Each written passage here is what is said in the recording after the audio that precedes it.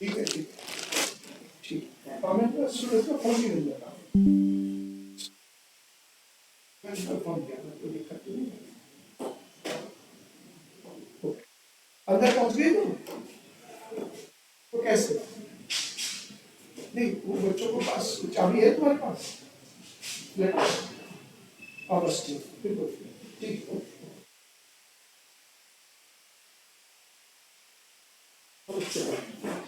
आज तो मिलते हैं एनर्जी का। Good afternoon sir. थोड़ा मैं उसको समझा देता हूँ, मिलते हैं एनर्जी को। और मैं इन्हीं को ड्रॉ कर दूँ। अच्छा,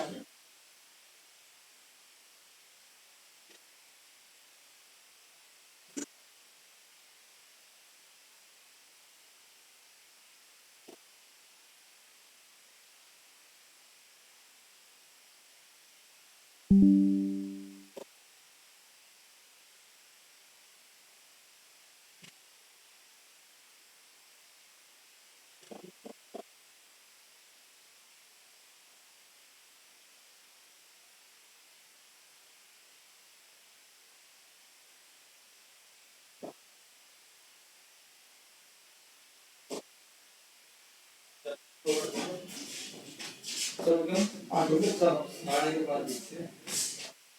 शुरू कर दिया आपने? नहीं नहीं, मैं ड्रॉ कर वैसे कर रहा हूँ। खाली बैठने से अच्छा है। सही बात।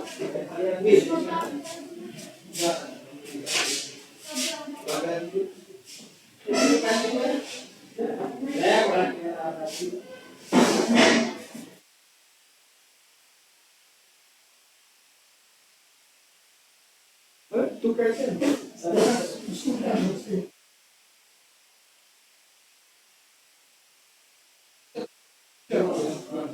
मैं भी इसलिए आया था एग्जाम्पल में ड्यूटी रहती है किसी हाँ 1:30 फ्री हो जाती हो उसे घर छोड़ता हुआ फिर मैं आ गया तो इसलिए मैं थोड़ा जल्दी आ गया। नहीं सर ठीक है क्या कर तो यू कर दे नहीं ये थैंक यू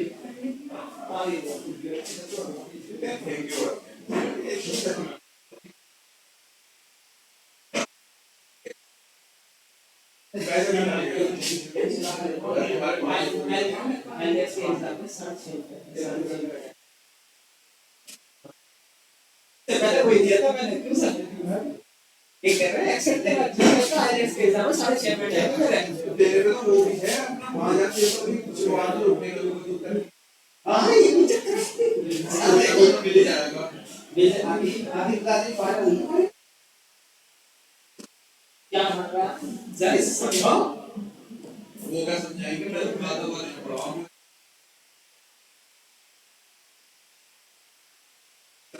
तो बताइए तो मुझे ही पता है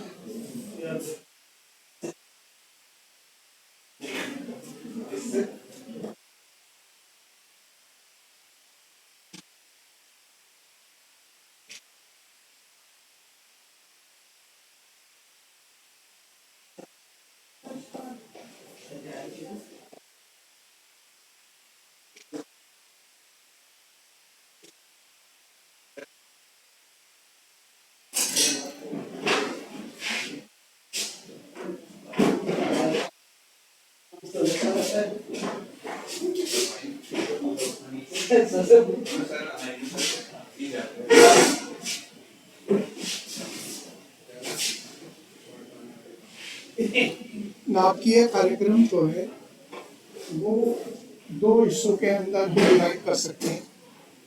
न्यूक्लियर एनर्जी को दो तरीके से हार्नेस या दो तरीके से उत्पन्न किया जाता है। एक तो कहलाती है नाभिकीय विघटन। हो गया टाइम तो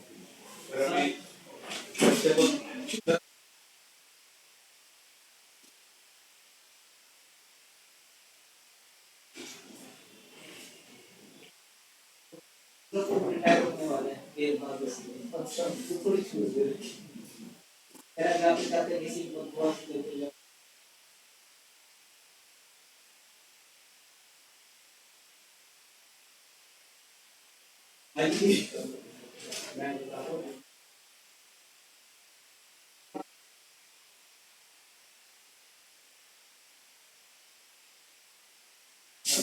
पटवारी से ऊपर ऊपर और फिलहाल में क्या हुआ नौकरी करते हो तो दो नियम दो तरीके के आदमी मिलते हैं तो पैसे वाला और एक गरीब कह रहे पैसे वाले पे तीन हथियार एक ये अरे एक ये तीन चीजें उसके पास in this pure self कह रहे चुप भी सकते गोली मारी लेकिन गरीब पे दो हैं दोनों चुप कहते हैं दुआ दुआ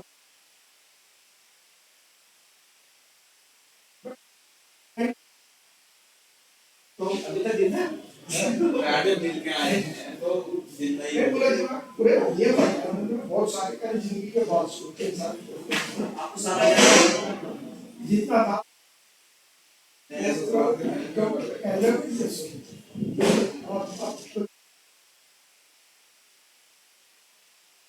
दुआ दो नहीं सर मेरा मतलब है आपको यानी दुआ की एक्चुअली दुआ देगा तो आपको फलेगा फूलेगा ना दोनों चीजों से खैर ये तो हमारे कोर्स वालों का स्पेशल क्योंकि मैं उनको पढ़ाता था सब चीज वही से हाँ पढ़ा दूंगा तो बच्चों ने से जिससे ये रिटायर हो बच्चों ने दिल क्या करना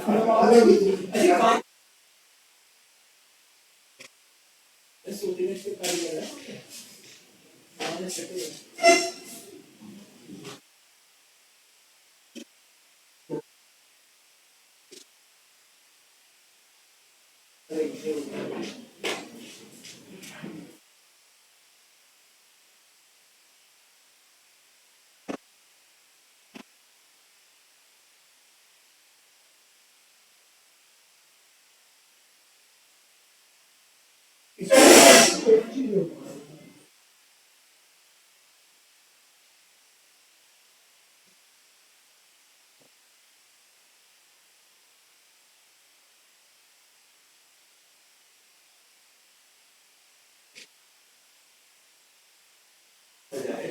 सबसे ज्यादा आइलैंड किस कंट्री के पास है मतलब कौन सी कंट्री सबसे ज्यादा आइलैंड इसमें में से largest archipelago in the world pagoda Angola अभी तो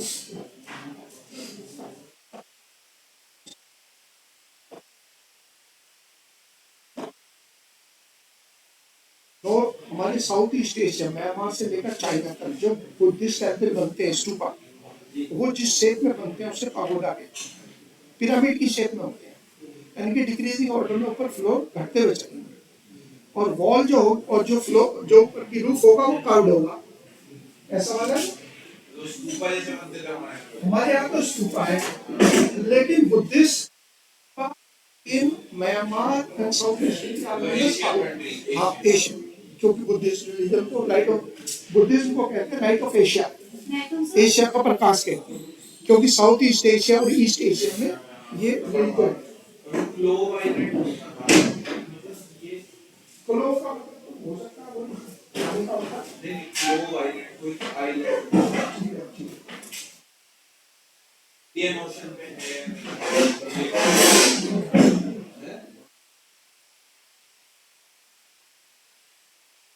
ज़ंज़ीबार आइलैंड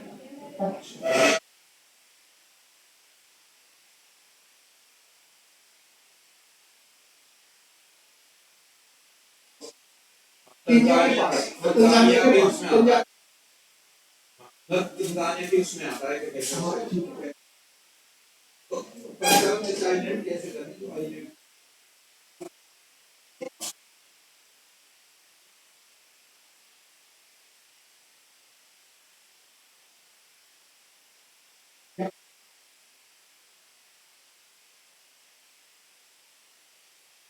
चलो ये फिर क्वेश्चन उठा के एक बार घर को लगा लीजिए न्यूक्लियर एनर्जी को हमने दो फॉर्म के अंदर डिवाइड किया है एक तो होता है न्यूक्लियर फिजन नाभिकीय विखंडन ये प्रक्रिया जो है इसके फाउंडर का नाम एक जर्मन है, ओटो हान। वर्ल्ड हिस्ट्री जब आप पढ़ते हो तो जर्मनी का एकीकरण का जिम्मेदार है ओटो हान बिस्मार्क। सरदार वल्लभ भाई पटेल को कहते हैं भारत का बिस्मार्क। तो मैं वो रिकॉल कर रहा हूँ, ओटो हान।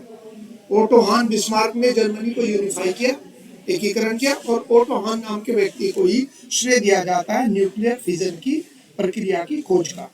ये जो प्रक्रिया है जिसे हम नाभिकीय विखंडन कहते हैं, इसमें ये जो प्रक्रिया है, इस प्रक्रिया के अंदर क्या होता है, इस प्रक्रिया में जो यूरेनियम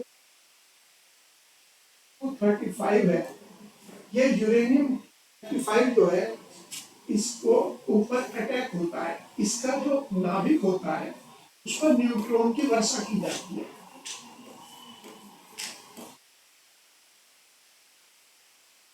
जब इस पे वर्षा होती है तो ये ब्रेक हो जाता है, और ब्रेक होने के बाद ये प्रक्रिया ऑटोमेटिक चलती रहती है।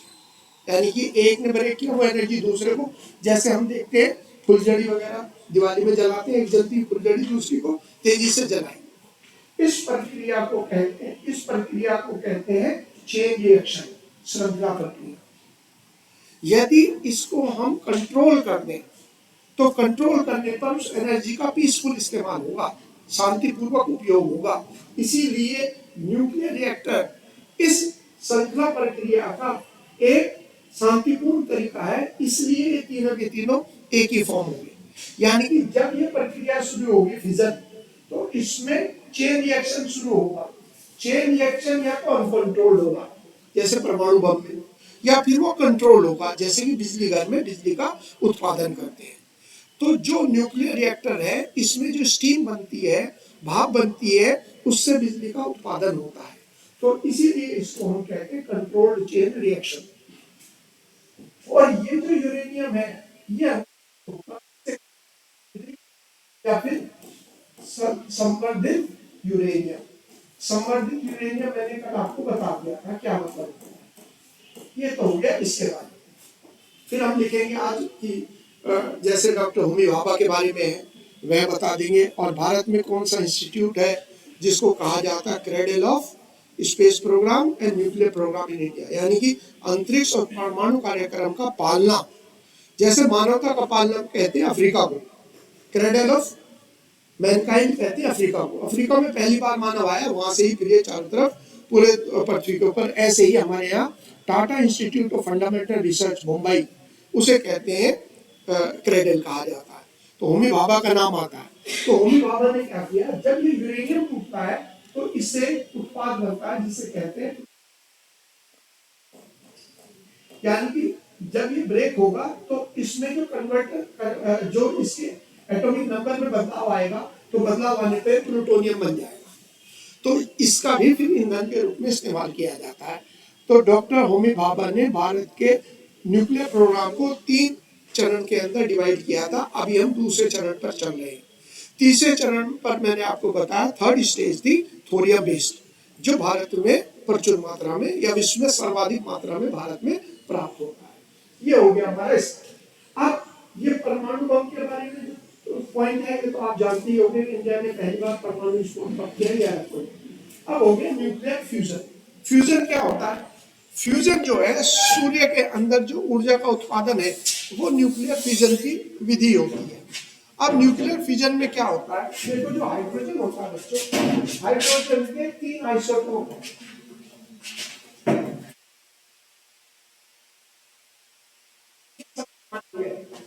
जिसको कहा था प्रोटियम, ड्यूटेरियम और ट्रिटियम। यानी कि अगर 3 है तो ट्रिटियम, 2 है तो ड्यूटेरियम। अब क्या होता है, ये जो दोनों के दोनों ड्यूटेरियम और प्लूटोनियम, दोनों के दोनों जब मिलते हैं, ट्रिटियम और ड्यूटेरियम दोनों जब मिलते हैं, तो मिलने के बाद ये हीलियम में कन्वर्ट होते हैं और एक न्यूट्रॉन भी त्याग देते हैं। इससे जो एनर्जी उत्पन्न होती है वो इससे कई गुना ज्यादा है। तो सन के अंदर जो एनर्जी है उसका उत्पादन जो है, इसमें तो न्यूक्लियस ब्रेक हो रहा है, नाभिक टूट रहा है। नाभिक क्या होता है? एटम का जो बीच का पार्ट है, इसमें प्रोटॉन और न्यूट्रॉन होते हैं, उसको हम नाभिक कहते हैं। वो नाभिक को तोड़ा जाता है इसमें दो नाभिक जुड़ जाएंगे, किस चीज के? ड्यूटेरियम और प्रोटियम। जब ये जुड़ जाएंगे तो इससे हीलियम बनेगा और इस दौरान जबरदस्त एनर्जी उत्पन्न होगी। याद कीजिए, सन का जो एटमॉस्फेयर है, सूर्य जो है, उसमें हमने पढ़ा था सबसे ज्यादा मात्रा में जो गैस है हाइड्रोजन है, लगभग 80% या 78%, और बाकी जो है वो है हीलियम। तो क्यों हो रहा है? क्योंकि हाइड्रोजन हीलियम में कन्वर्ट हो रहा है।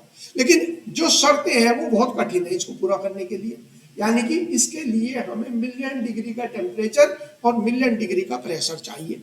तो सूर्य के अंदर तो हम कह रहे हैं कि बहुत अधिक तापमान और दाब है, लेकिन पृथ्वी के ऊपर इस तरीके से अभी तक इसका पीसफुल हार्नेस करना, अभी 2023 के अंदर दुनिया का सबसे बड़ा न्यूक्लियर फ्यूजन का रिएक्टर जो है वो जापान में स्थापित किया गया है, नोका नाम की जगह पर। तो वो पहला है टोक्यो के पास। अन्यथा हम देखते हैं इसका इस्तेमाल शांतिपूर्ण उपयोग के लिए तो ना के बराबर है, और जो मेन पर्पज यूज हो रहा है वो हाइड्रोजन बम के रूप में ही किया जा रहा है। तो जैसे आपने पढ़ा हो 1998 में जब हमने पोखरम में दोबारा परमाणु विस्फोट किया था 1974 के बाद, तब ये दावा किया गया था कि भारत ने परमाणु बम और हाइड्रोजन बम दोनों का ही परीक्षण किया है। अब इसका शांतिपूर्ण उपयोग, और एक है ITER, फ्रांस के अंदर चल रहा है कार्यक्रम, जिसमें भी दुनिया भर के साइंटिस्ट जो है वो भी शामिल है, ताकि इसका पीसफुल इस्तेमाल किया जा सके। क्योंकि हाइड्रोजन जो है यूरेनियम की तरह इतना मुश्किल नहीं है। यदि हम हाइड्रोजन की बात करें तो आपने अभी पढ़ा था कि हम मीथेन से अलग कर सकते हैं हाइड्रोजन को, और हाइड्रोजन इकोनॉमी की बात करते हैं जिसमें हाइड्रोजन का इस्तेमाल स्टोरेज और इसको हम ट्रांसपोर्टेशन में इस्तेमाल कर सके। तो हाइड्रोजन है, लेकिन इसकी जो शर्तें हैं वो कठिन होगी, जिसकी वजह से ये टेक्निक जो है अभी तक पूरी तरह पीसफुल इस्तेमाल के लिए इस्तेमाल नहीं होती। ठीक हो गया? हमारे नहीं, दूसरा टू है, ऐसा होता है, ये होता है टू, तो इसमें न्यूट्रॉन जो है अलग होता है, हीलियम बनाने के बाद न्यूट्रॉन ब्रेक अवे दूर हो जाता है, तो 2 4 ही बनता है। ड्यूटेरियम और ट्रिटियम दोनों के कंबाइन करा जाएगा और उसमें मिलने का, जैसे मैंने कहा। तो पहले तो हम नापते, और देखिए सबसे पहले इसका इस्तेमाल जो है, जैसे आप जानते हो कि सेकेंड वर्ल्ड वॉर जो है वो जब खत्म हो गया और जापान ने लगभग घुटने टेक दिए, तब 1945 को 9 अगस्त को उसके 2 शहरों पर बमबारी करी थी। उससे पहले ही एनरिको फर्मी नाम का एक इटालियन वैज्ञानिक था। अब ध्यान कीजिए, वर्ल्ड वॉर कब चला? 1939 से 1945। इस वर्ल्ड वॉर के अंदर जो एक्सिस पावर थी, धुरी राष्ट्र थे, उसमें इटली, जापान और जर्मनी थी। तो इन दोनों जगह के ऊपर ही जबरदस्त वैज्ञानिक उपलब्धियां प्राप्त कर रहे थे, क्योंकि दोनों मुसोलिनी और हिटलर दोनों चाहते थे कि जीत हासिल करें। उसके लिए टेक्नोलॉजी पर बहुत ध्यान दिया, जिसकी वजह से बहुत सारे वैज्ञानिक इन 2 देशों में जब थे और सेकेंड वर्ल्ड वॉर में दोनों हारने लगे, तो बहुत सारों को अमेरिका जो है अपने साथ अपने देश में इस शर्त पर ले गया कि या तो तुम्हें गिरफ्तार करके कैदी बनाया जाएगा या फिर तुम हमारे कार्यक्रम में समाप्त। तो अमेरिका का जो नासा प्रोग्राम है, अमेरिका का जो हथियारों का कार्यक्रम है, उसे जबरदस्त सहायता जो है उस दौरान मिली। इसीलिए आप देखते होंगे पहला परमाणु बम का विस्फोट किया रॉबर्ट ओपनहाइमर, वो जर्मन था 1944 के अंदर। और जो एनरिको फर्मी था, जिसने 1942 में शिकागो के अंदर पहला न्यूक्लियर रिएक्टर बनाया, वो एक इटालियन था। तो उस दौरान सेकेंड वर्ल्ड वॉर के बाद ही हम देखते हैं कि अमेरिका के अंदर टेक्नोलॉजिकली बहुत सारा एडवांसमेंट हुआ, क्योंकि ये सारे के सारे टेक्निकल लोग उसने इस शर्त समाधान और अच्छी जिंदगी के लिए वो अमेरिका के कार्यक्रम के साथ में शामिल हो गए। और भारत में होमी भाभा, अब देखो 1939 का सौभाग्य, हमारे महान जो वैज्ञानिक है वो है होमी भाभा। होमी भाभा कैम्ब्रिज में पढ़ते थे। 1939 में छुट्टियों में आए, जब छुट्टियों में आए तो वर्ल्ड वॉर शुरू हो गया। वर्ल्ड वॉर शुरू होते कोविड की तरह वो फंस गए। जब वो फंस गए तो भारत के पहले वैज्ञानिक कौन है? नोबेल पुरस्कार, भारत के नहीं, एशिया का पहला जिसे फिजिक्स का नोबेल पुरस्कार मिला, सीवी रमन।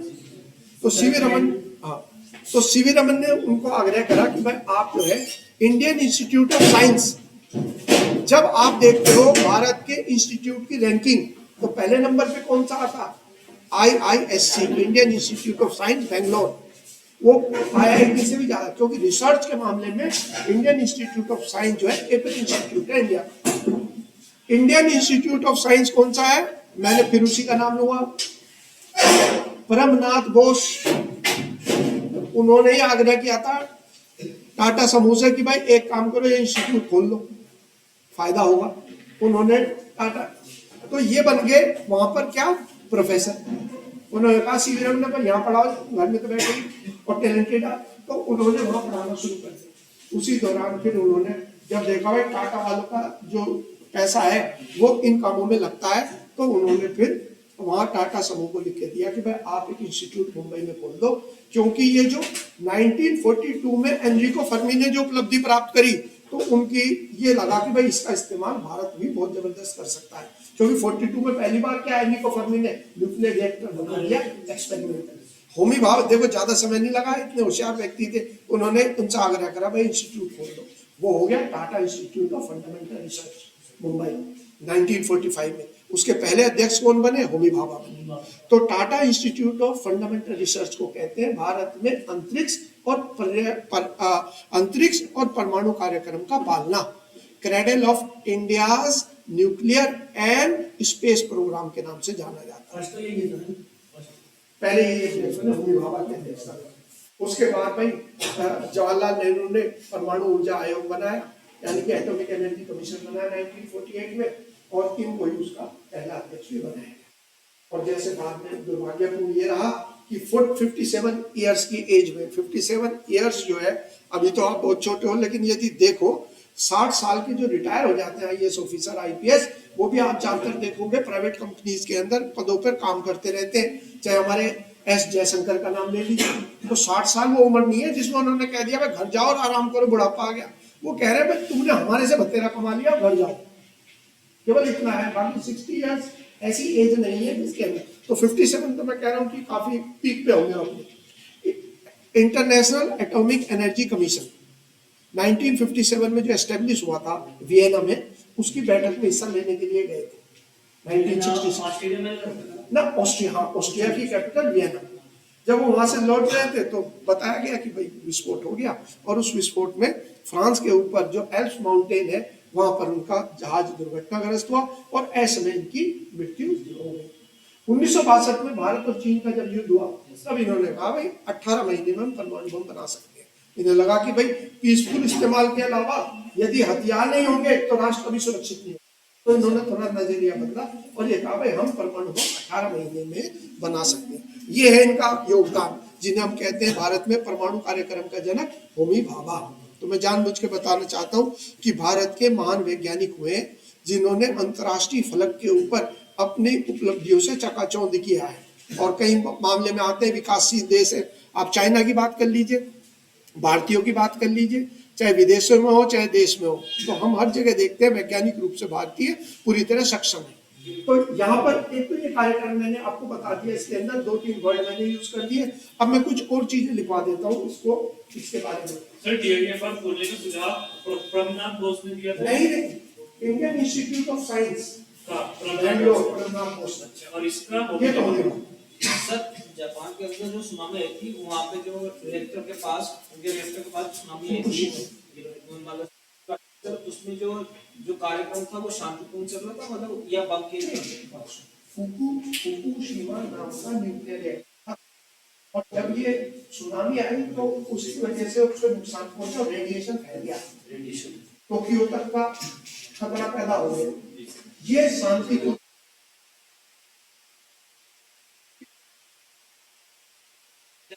इलेक्ट्रिसिटी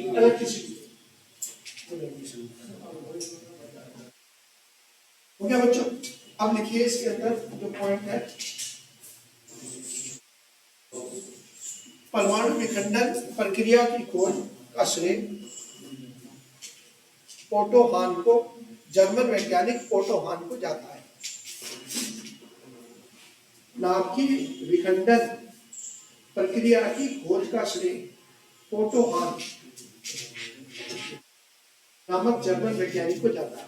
ओटो हान, OTTOHAN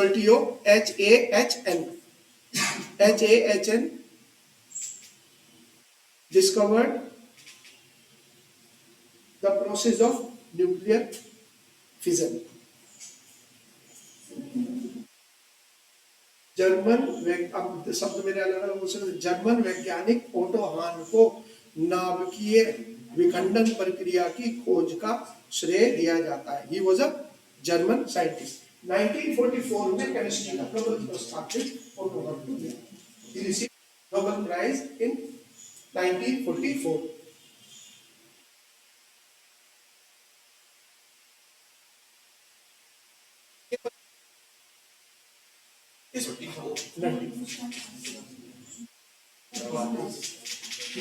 नाभिकीय विखंडन के लिए, नेक्स्ट पॉइंट, नाभिकीय विखंडन के लिए संवर्धित यूरेनियम, ब्रैकेट में लिख लेना, वह यूरेनियम जिसमें यूरेनियम 235 की मात्रा अधिक होती है, नाभिकीय विखंडन के लिए ईंधन के रूप में संवर्धित यूरेनियम, और ब्रैकेट में लिखो प्राकृतिक यूरेनियम में 235 की मात्रा अधिक होती है, उसे कहते हैं संवर्धित यूरेनियम का उपयोग किया जाता है। एनरिच यूरेनियम, संवर्धित यूरेनियम, संवर्धित ऐसा होता है यूरेनियम 238 नेचर, इसमें परसेंटेज बढ़ाई जाती है 10 तक यूरेनियम 235 की। जब इसके अंदर 235 का आइसोटोप इंक्रीज किया जाता है तो इसे संवर्धित यूरेनियम कहते हैं। एनरिच यूरेनियम, ब्रैकेट में लिखो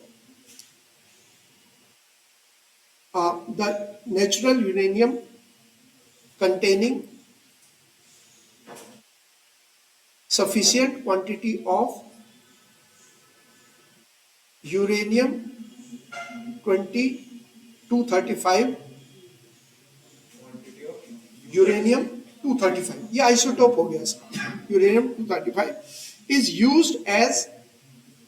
used as fuel in nuclear reactor। बच्चों परमाणु बम में भी इसी का इस्तेमाल होगा और परमाणु भट्टी में भी इसका इस्तेमाल होगा, समझ गए। और मैंने बताया यही एक प्रमुख कारण था ईरान के साथ जो अमेरिका और पश्चिमी देशों का विवाद चल रहा है। 238 इसे कहते हैं येलो केक, ये नेचर में मिलता है, लेकिन ये अपने इस पर अगर न्यूट्रॉन दागे जाए तो ये ब्रेक नहीं होता। इसके अंदर यूरेनियम 235 की क्वांटिटी को इंक्रीज किया जाता है, जिसे न्यूक्लियर एनरिचमेंट प्रोग्राम कहते हैं। जब वो एनरिच्ड हो जाता है तो वो इस्तेमाल होता है जिस पर जब हम न्यूट्रॉन का बम्बार्ड करते हैं, वर्षा करते हैं, तो उसका नाभिक 2 हिस्सों में टूटकर लगातार ये प्रक्रिया चलती रहती है। तो केवल 238 तो प्रकृति में मिल रहा है, उससे नहीं हो रहा है, उसके लिए हम उसको संवर्धित करना होता है, एनरिच करना होता है। इसी को न्यूक्लियर एनरिचमेंट प्रोग्राम कहते हैं, जब हम आइसोटोप 235 की मात्रा बढ़ाते हैं। तो यदि फ्यूल का क्वेश्चन आएगा तो आपका इस्तेमाल होगा यूरेनियम 235 न्यूक्लियर रिएक्टर, तो हम 235 की बात करेंगे, या फिर ये वर्ड आएगा जिसको हम संवर्धित यूरेनियम कहते हैं। हाँ, क्या हो गया यूजर, जब इस संवर्धित यूरेनियम पर न्यूट्रॉन की वर्षा की जाती है, जब इस संवर्धित यूरेनियम पर न्यूट्रॉन की, तो यह नाभिक 2 हिस्सों में टूट जाता है और यह प्रक्रिया स्वतः चलती रहती है, और यह प्रक्रिया स्वतः चलती रहती है। उसमें टूट जाती है दो, और यह प्रक्रिया यानी 2 टूटे भी होता है, 2 को तोड़े स्वतः यानी ऑटोमेटिकली चलती रहती है। इस क्रम में ऊर्जा का उत्पादन होता है जिसे परमाणु ऊर्जा कहते हैं। हाँ, when enriched uranium is bombarded with neutron, it, its nucleus breaks into two parts, and the process continues automatically. The process continues automatically. In this process, large amount of energy is generated, known as nuclear energy. इस प्रक्रिया में अत्यधिक ऊर्जा उत्पादित होती है जिसे परमाणु ऊर्जा कहते हैं. नाभिकीय ऊर्जा कह लीजिए, परमाणु ऊर्जा कह लीजिए, एक ही बात है. ठीक हो गया? Known as nuclear energy. तो हमने डेफिनेशन कर ली न्यूक्लियर एनर्जी कहते किसको. यदि यह प्रक्रिया, तो हमने कहा स्वतः चलने वाली, यदि अनियंत्रित होगी ये कहलाएगी, और यदि पहले नियंत्रित हो, देखो control chain reaction, control chain reaction, नियंत्रित श्रृंखला. अभी मैं लिखवा देता हूँ. न्यूक्लियर रिएक्टर का जो डिजाइन है उसमें मैं बता दूंगा, जो ठंडा और दोनों चीजें. कंट्रोल चेन रिएक्शन, हाँ, the chain reaction is controlled in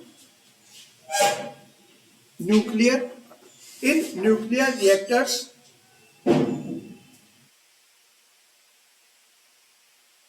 generates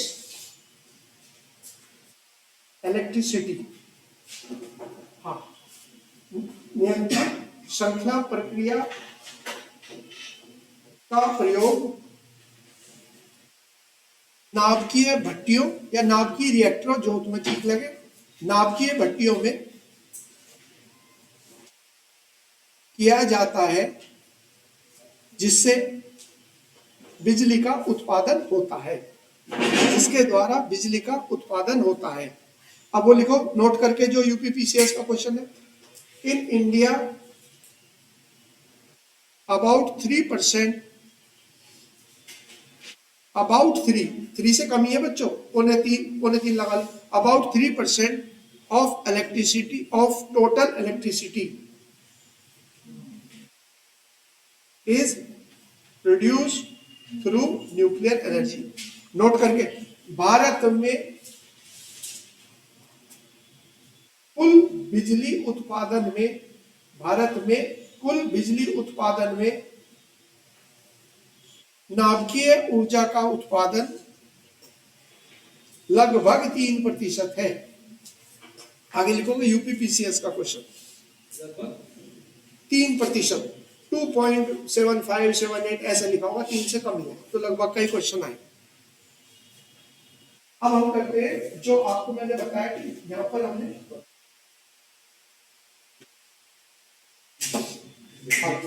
अब देखिए, ये जो न्यूक्लियर रिएक्टर है ये डोम शेप का होता है.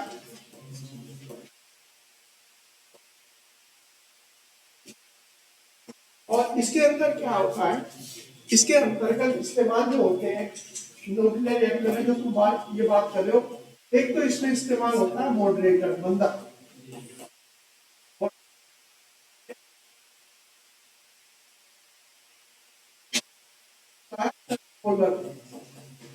कंट्रोल रोड, नियंत्रक छड़.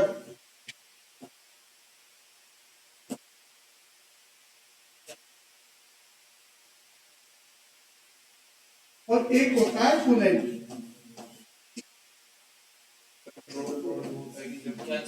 ब्रेक करना होगा उसे, तो नहीं, इस प्रोसेस को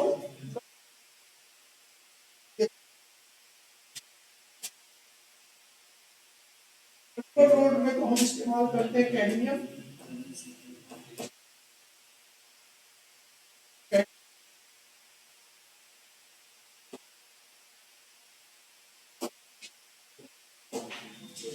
और बोरोन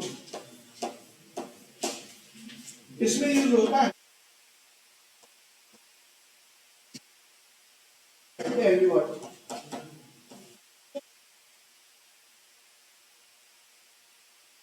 हाँ जी, भारी जल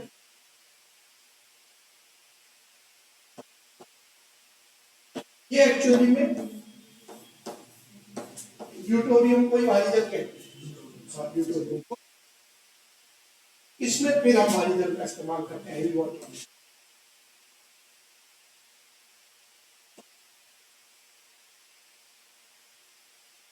In nuclear reactors, three devices are used to control the chain reaction.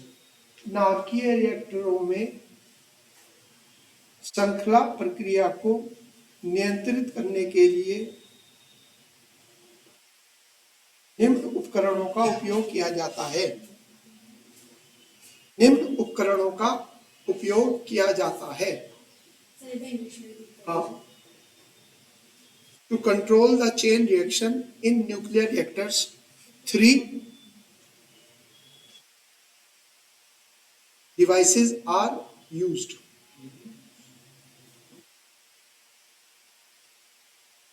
Three devices are, इसमें मॉडरेटर के रूप में भारी जल या ग्रेफाइट का यूज भी होता है, जो कच्ची पेंसिल में यूज होता है।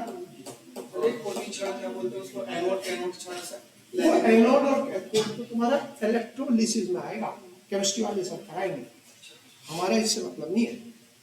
हम तो इससे मतलब है बच्चे कि जो हम बम्बार्ड कर रहे हैं उस पर, उसको कंट्रोल करना पड़ेगा, वरना तो वो लगातार प्रक्रिया क्या हो रही है, एक के साथ टूटा तो वो धड़ाधड़ करेगा। उस प्रक्रिया की स्पीड को कम करना और कंट्रोल करने के लिए हम इन दो चीजों का इस्तेमाल करेंगे। और जितने भी न्यूक्लियर रिएक्टर होंगे उनकी है इतनी ज्यादा हीट जनरेट होती है कि या तो समुद्र के पास होंगे, जो तुमने कहा फुकुशिमा जैसे हमारे यहाँ ट्रोम्बे, या फिर जमीन के ऊपर होंगे जैसे रावट भट्टा हो गया हमारे यहाँ राजस्थान में, हमारे यहाँ नरोरा हो गया, लेकिन नदी के आसपास होंगे। तो इन्हें पानी बहुत चाहिए और साथ ही साथ कूलेंट चाहिए, और कूलेंट के रूप में इस्तेमाल होता है भारी जल, गुरुजल या हेवी वाटर जिसको कहते हैं, जो एक्चुअली में ड्यूटोरियम होता है। ठीक है, ये हम इनका इस्तेमाल करते हैं। मैं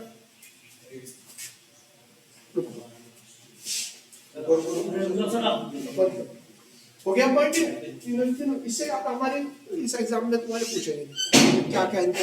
हाँ, ये चीजें ध्यान रखो, इनकी इस्तेमाल होता है इस प्रक्रिया को। ठीक हो गया।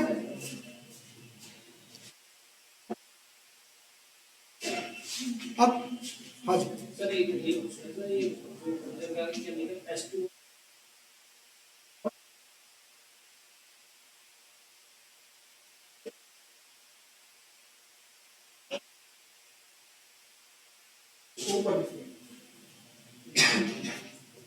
हो गया पॉइंट हमारा यहाँ पर। अब देखते हैं भारत में जो, और देखता हूँ क्या क्या चीज थोड़ा सा ध्यान वाली है। गैसेस वगैरह भी पॉसिबल है? नहीं,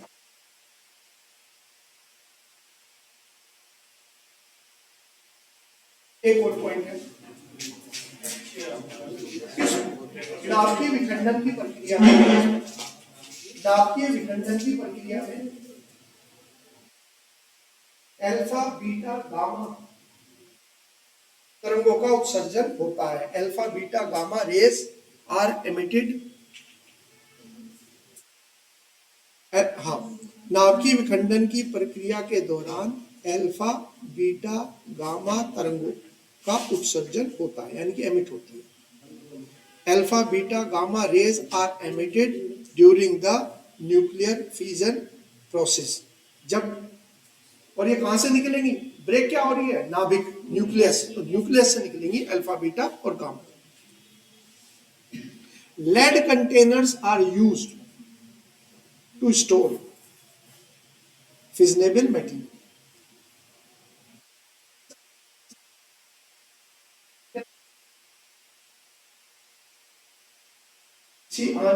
शीशे से बने कंटेनर, कोई नहीं समझ जाओ, शीशे का मतलब पीबी, और पीबी को क्या कहते हैं, प्लम्बम हिंदी में और इंग्लिश। देखिए, जब पीरियोडिक टेबल पढ़ते हैं तो पीरियोडिक टेबल में बहुत सारे ऐसे मिनरल्स हैं जिनको हम इंग्लिश में कुछ, हिंदी में कुछ, तो पीबी जो है प्लम्बम है, लेकिन बोलते उसे लेड है और हिंदी में उसे बोलते हैं सीसा। सर कंटेनर को पिपा कहते हैं। हाँ ऐसे तो तुम ये मत लिखो,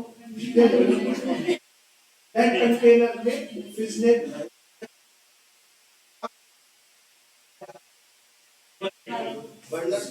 शीशे से बने कंटेनर में बॉक्स, शीशे से बने कंटेनर में विखंडनशील पदार्थ को रखा जाता है। मैं एक एग्जांपल देता हूँ आपको। इंग्लिश में फिजनेबल यूज्ड स्टोर फिजनेबल मटेरियल, फिजनेबल यानी कि यूरेनियम प्लूटोनियम को कहाँ स्टोर करके रखेंगे? फिजनेबल यानी कि which can be radio activity का जनरेट कर सकते हैं। पांचवें, दिल्ली में एक कबाड़ी जो है दुर्भाग्यवश बेचारा वो जेएनयू गया होगा और वहां पर उसके आसपास के कबाड़े में से वो एक बॉक्स लेके आया और बॉक्स लाने के बाद उसने जो है उसे बॉक्स को तोड़ा और वो तोड़ने के बाद उसमें वो रेडियो एक्टिव पदार्थ था, ब्लास्ट नहीं हुआ और उसके कुछ दिनों बाद बेचारे का मौत हो गई और वो पूरे का पूरा जो बाजार है उसको फिर बंद कर दिया गया कुछ दिनों के लिए। दिल्ली में हुआ था।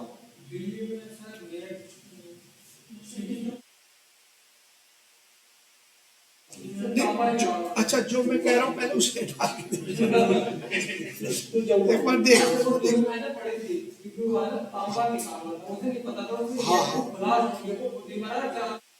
नहीं ऐसे तो खैर जो मैं कह रहा हूँ वो देख लेना, ब्लास्ट नहीं हुआ, ऐसी ऐसा रोमांचक वो नहीं है कहानी में भी। कहानी थोड़ी सी वैसी वाली वो अलग है, मिलिट्री एक्स्ट्रा चली तो उनका एक मिनट वो भी ले लेता हूँ। खैर मैंने एक एग्जाम्पल दिया, कोई बात नहीं, हो सकता है मैंने मन गलत मैं समझ में आ गया होगा। यानी कि ये जो रेडियो एक्टिव मटेरियल है, रेडियो एक्टिव मटेरियल सुरक्षित लेड के कंटेनर में रखते हैं। उसमें क्या होता है, रेडिएशन बाहर नहीं निकलता, लेड की विशेषता है एब्जॉर्ब कर लेता है इन अल्फा बीटा गामा, इसलिए इसको सुरक्षित रखने के।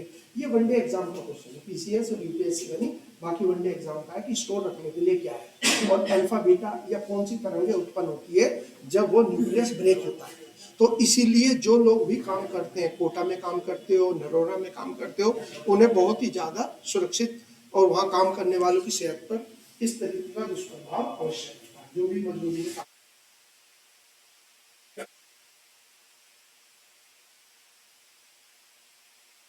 अब देखिए हो गया पॉइंट। अब भारत में न्यूक्लियर, भारत के नाभिकीय रिएक्टर, न्यूक्लियर भारत के नाभिकीय reactor.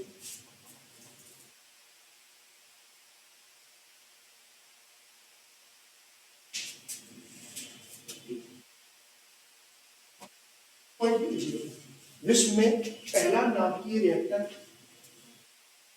The world first nuclear reactor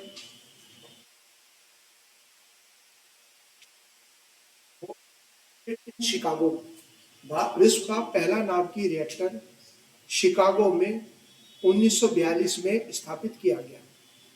Chicago तो जानते यूएसए, शिकागो में स्थापित। इसके संस्थापक एनरिको फर्मी है। 1942 विश्व का पहला नाभिकीय रिएक्टर शिकागो शहर में 1942 में स्थापित किया गया। It was constructed by Enrico Fermi, वैज्ञानिक का नाम है Enrico Fermi, FER,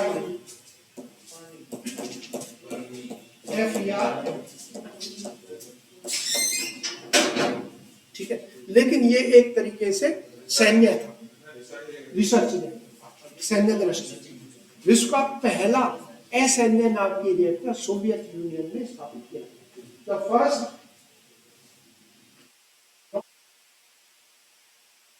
reactor Bharat, विश्व का पहला असैन्य, जो सैन्य नहीं है, पहला नाभिकीय रिएक्टर पूर्व सोवियत यूनियन यूएसएसआर सैन्य, ये सैन्य के लिए था। इससे बिजली का उत्पादन नहीं होता, ये कुछ इसी दौरान उन्होंने परमाणु बम बनाया तो न्यूक्लियर बॉम्ब। असैन्य वाला शिकागो वाला नहीं, मैं दोबारा विश्व का पहला नाभिकीय रिएक्टर 1942 में शिकागो में एनरिको फर्मी, लेकिन उसका मेन पर्पज जो है मिलिट्री ठीक हो गया। उसके बाद 1954 या 57 में सोवियत यूनियन में पहला एसएनए नाम की रिएक्टर स्थापित किया जिससे बिजली का उत्पादन हुआ।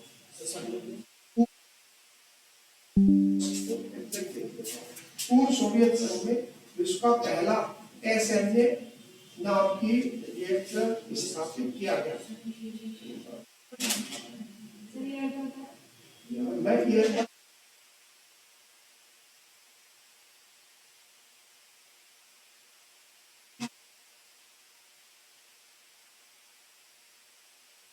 यानी कि जितने मतलब जैसे डिफरेंट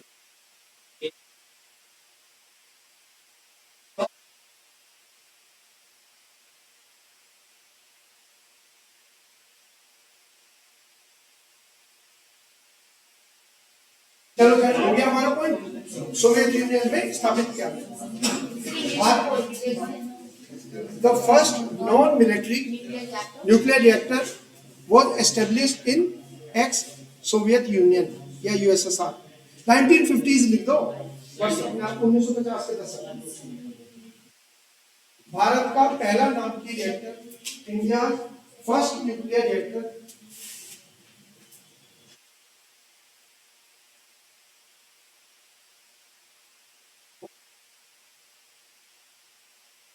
बॉम्बे। भारत का पहला नाम की रिएक्टर बॉम्बे महाराष्ट्र में स्थापित किया गया 1969। भारत का पहला नाम की रिएक्टर बॉम्बे महाराष्ट्र में स्थापित किया गया वर्ष था 1969। यानी कि नहीं, रिसर्च रिएक्टर तो एशिया का और भारत का पहला था अप्सरा 1956। वो पहला था। हो गया। यह नाम की रिएक्टर अमेरिका की मदद से स्थापित किया गया। It was established with the collaboration of नहीं मैंने अगला वाला। अब आप क्या लिखो, इधर न्यूक्लियर रिएक्टर लिखो और इधर आप स्टेट लिखो। न्यूक्लियर पहले वो लिखो, एक तरफ तो न्यूक्लियर रिएक्टर का नाम लिखो और एक तरफ जो है स्टेट लिखो। नेक्स्ट लिखो रावत भट्ट, रावत भट्टा कोटा। इधर तो लिखो न्यूक्लियर रिएक्टर कहाँ है और उधर स्टेट। रावत भट्टा या रावत भट्ट कोटा राजस्थान 1973 कनाडा की मदद से।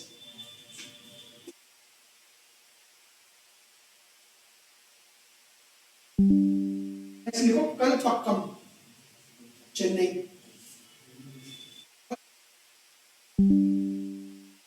चेन्नई 1983। यह भारत का पहला स्वदेशी नाम की रिएक्टर है। It was India's first indigenous nuclear reactor. Indigenous, स्वदेशी 1983। वर्ल्ड कप कब जीते थे? पहला। इसका नाम है इंदिरा गांधी नाम की रिएक्टर, क्योंकि उस टाइम इंदिरा गांधी जिंदा थी 1984 तक अक्टूबर। इंदिरा गांधी नाम की रिएक्टर।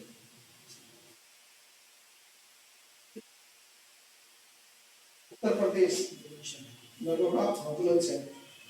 बच्चों नरोड़ा नेक्स्ट लिखो। जो इंदिरा गांधी इसमें नहीं आपको लिखा, अब जहां पर नाम आएगा वो मैं लिखवाता हूँ। नरोड़ा उत्तर प्रदेश 1990। हाँ बस, और हमें वर्ष की करने की जरूरत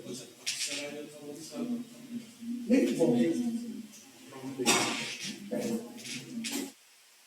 अब देखो बच्चों, अगले जो नाम है तारापुर, तारापुर महाराष्ट्र, तारापुर महाराष्ट्र।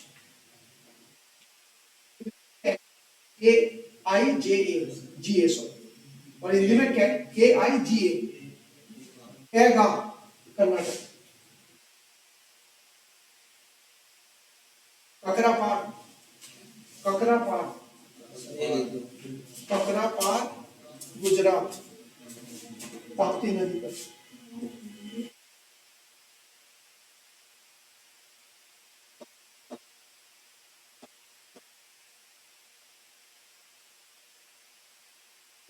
गुजरात।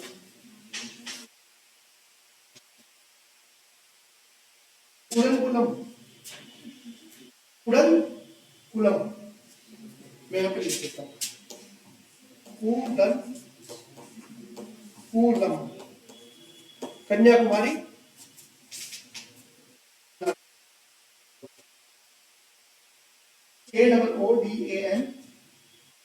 KOODANKULUM, कुड़नकुलम, कन्याकुमारी, रशिया के शहर से।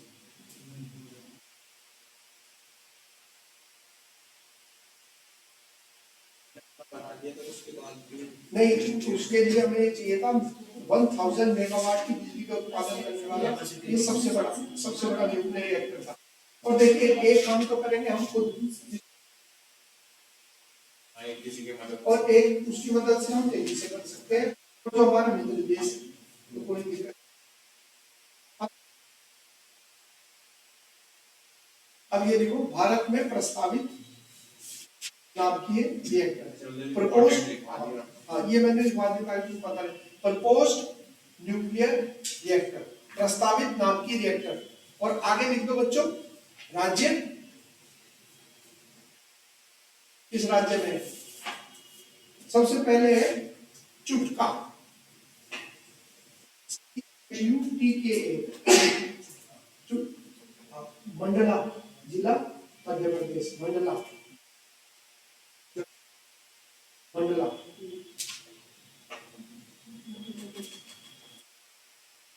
जहां पेंच राष्ट्रीय उद्यान है और पेंच नदी है, ये उसके पास है। आता है कि महाराष्ट्र दोनों में है, दोनों। हाँ, और मध्य प्रदेश वाले पार्ट तो शायद कुछ और नाम देते थे, किसी जगह प्रियदर्शनी ऐसे कुछ नाम दिया इसका गया पुराना है। नाम है प्रियदर्शनी। हाँ तो कहते हैं कि तो फिर सर अगर मुझे तो नहीं आ गया ऑप्शन तो वो देंगे, वो तो क्या, हाँ मतलब वो दोनों दोनों में में है, मैंने उस टाइम भी नहीं बताया।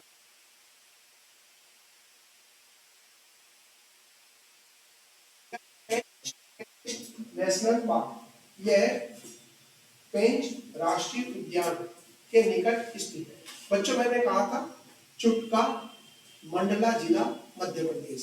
फिर इसके बारे में लिखा, यह पेंच राष्ट्रीय उद्यान के निकट स्थित है। पेंच ये से।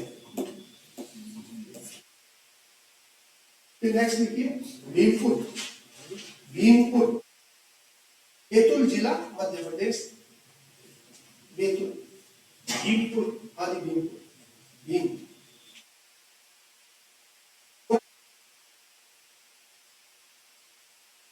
फतेहाबाद हरियाणा,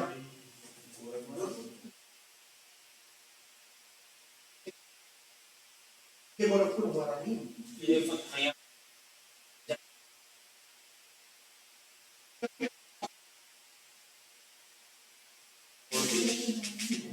जैसे एक गोरखपुर आती है ये बने। गोरखपुर, फतेहाबाद जिला, हरियाणा।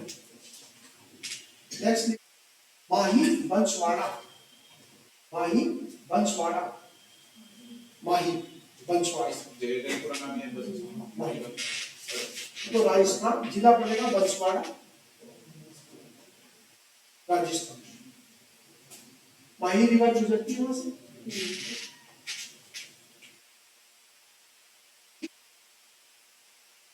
क्या लिखा,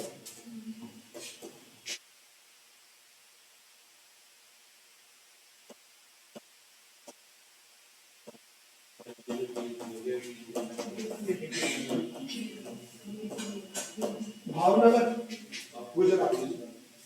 कल पढ़ा था ना आपने घोगा, दहेज, और घोगा मैंने कहा था भावनगर में। हालांकि बाद में मैंने न्यूज पढ़ी थी, उसमें लिखा हुआ था कि विरोध के चलते हुए जो हमारे परमाणु ऊर्जा मंत्री है जितेंद्र,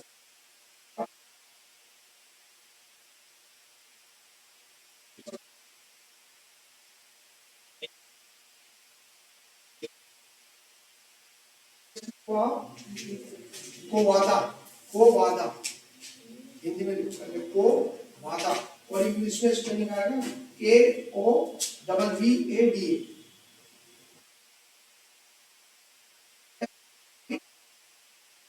पश्चिम गोदावरी आंध्र प्रदेश, ईस्ट गोदावरी वेस्ट गोदावरी दोनों जिले जो उसके नाम से ये यूएसए के सहयोग से। इससे पहले मीठी वर्दी में भी यूएसए नहीं थे, अमेरिका के सहयोग से प्रस्तावित है।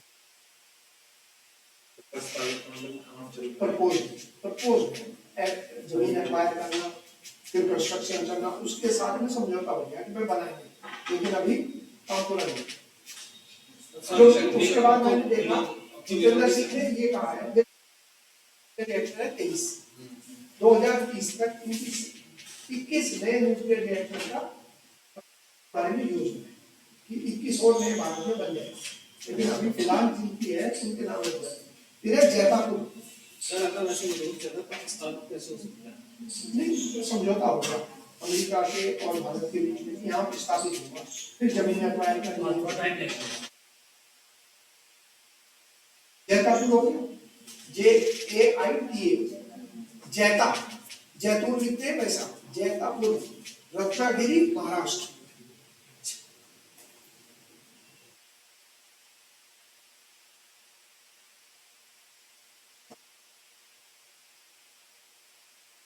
नेक्स्ट है हरिपुर, प्रपोज्ड है सारे। हरिपुर फ्रांस के साथ बनेगा, फ्रांस के साथ समझौता हुआ है।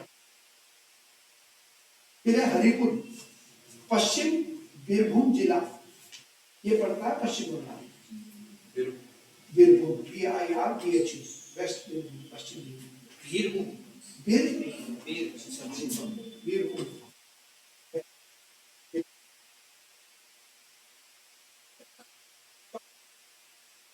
जिले का नाम मैंने बताया था, पश्चिम बीरभूम जिला, रूस के से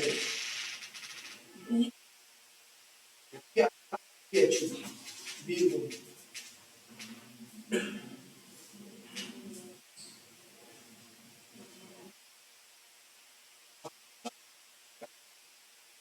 इंडिया न्यूक्लियर प्रोग्राम, यहाँ में डॉक्टर उंगावा के बारे में और जो एक पॉइंट था आपको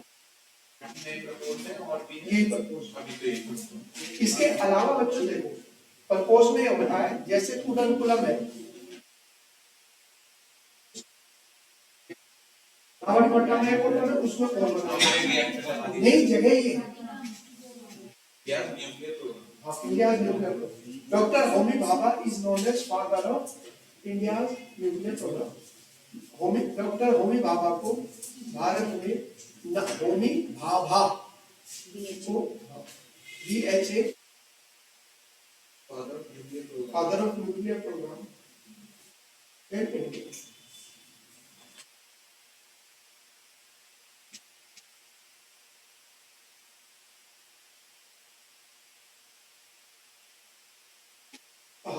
He was the first chairman of Tata Institute of Fundamental Research। वह TIFR वह फिर फुल फॉर्म लिखने में आसानी होगी, वह TIFR पूरा नाम है Tata institute of fundamental research Mumbai, संस्थापक चेयरमैन है। He was the founder chairman of Tata Institute of Fundamental Research।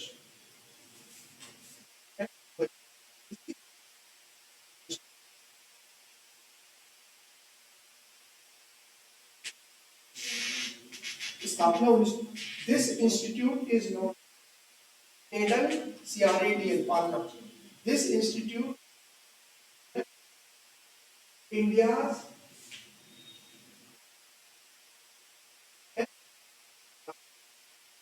इस संस्थान को नाभिकीय और अंतरिक्ष कार्यक्रम का पालना कहा जाता है, और अंतरिक्ष कार्यक्रम का पालन, यानी कि एक जगह से जहां से हमने रिसर्च करके ये आगे बढ़ने की शुरुआत करी। नास में जो इसरो वाले इसके बाद हुआ था। इसरो 1969 इसका ये हाँ पहले 69 में तो पहुंच गया था ना चांद पे अमेरिका। अमेरिका में।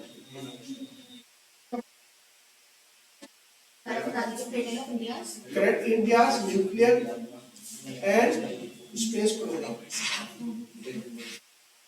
अगला पॉइंट 1948 में होमी भाभा परमाणु ऊर्जा आयोग के संस्थापक अध्यक्ष बने, founder chairman of atomic energy commission established in 1948। Atomic energy commission संस्थापक अध्यक्ष।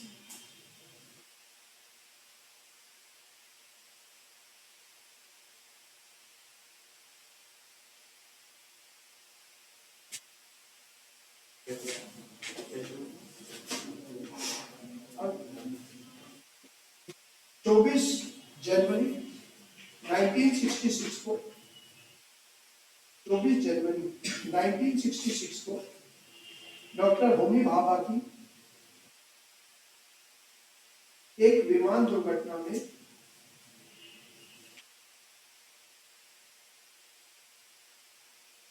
यूरोप में मृत्यु हो गई।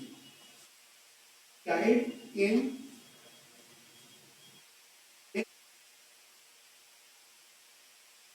on 24 January 1966 in Europe।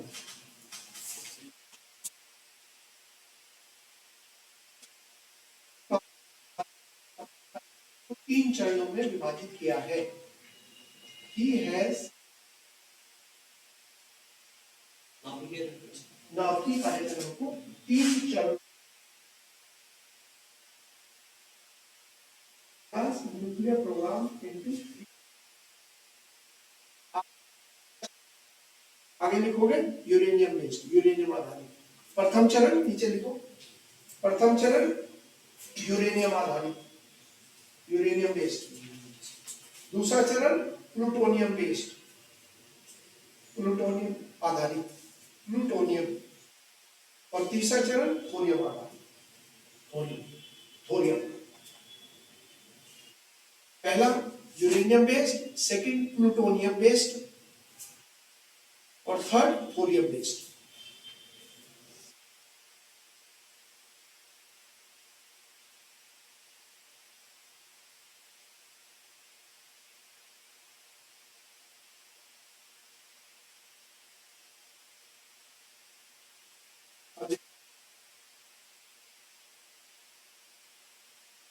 Chernobyl Ukraine में 1986 में चेरनोबिल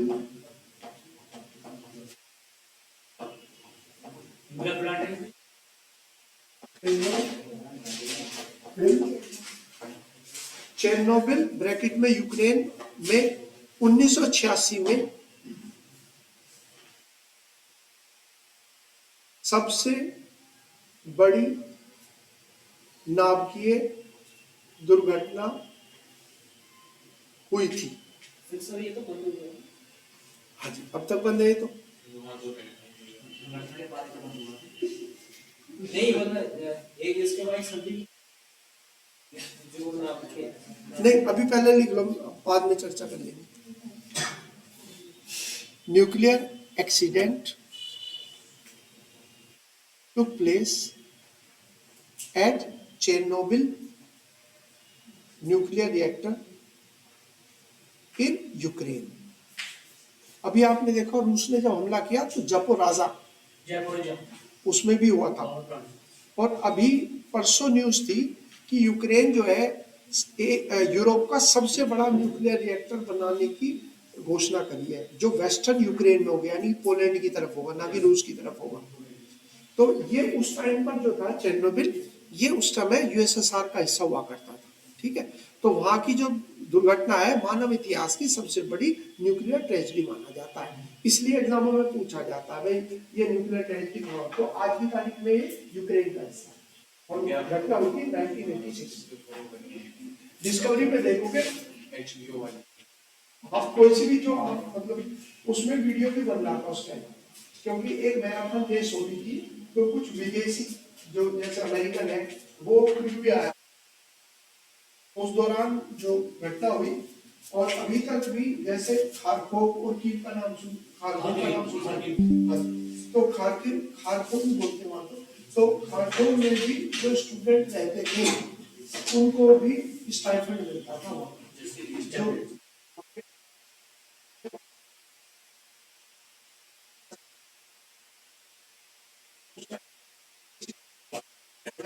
95-96 तब तक भी वो रेडिएशन का प्रभाव, और वो था 80 किलोमीटर दूर खारकोव चेरनोबिल से, वहां तब भी लोगों को हेल्प के लिए देना पड़ता अभी जो वार हुआ ना सर, उसमें भी जो रेडिएशन होता है इसका क्या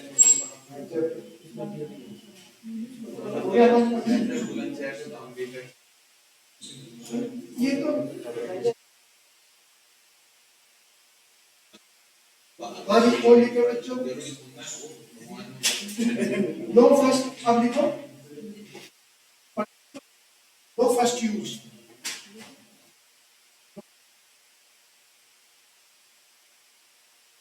1998 में भारत ने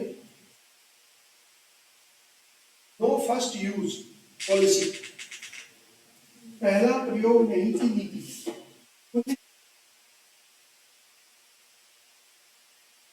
पोखरण राजस्थान में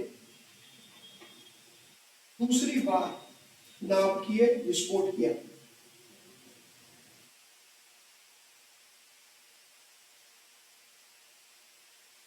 विस्फोट के परमाणु विस्फोट किया 1998 में पोखरण राजस्थान, ये गांव पड़ेगा Pokhran,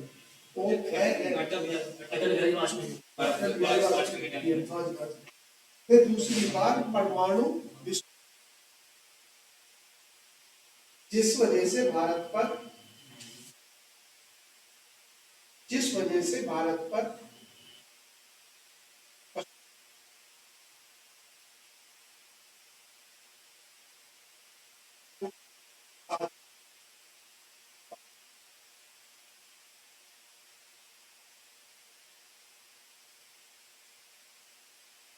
in 1998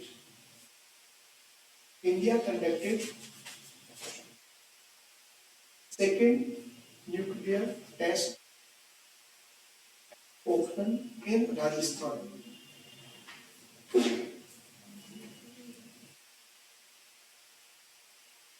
As a result, Western countries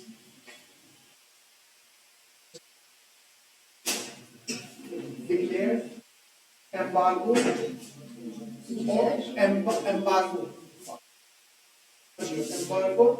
on transfer of dual use technology.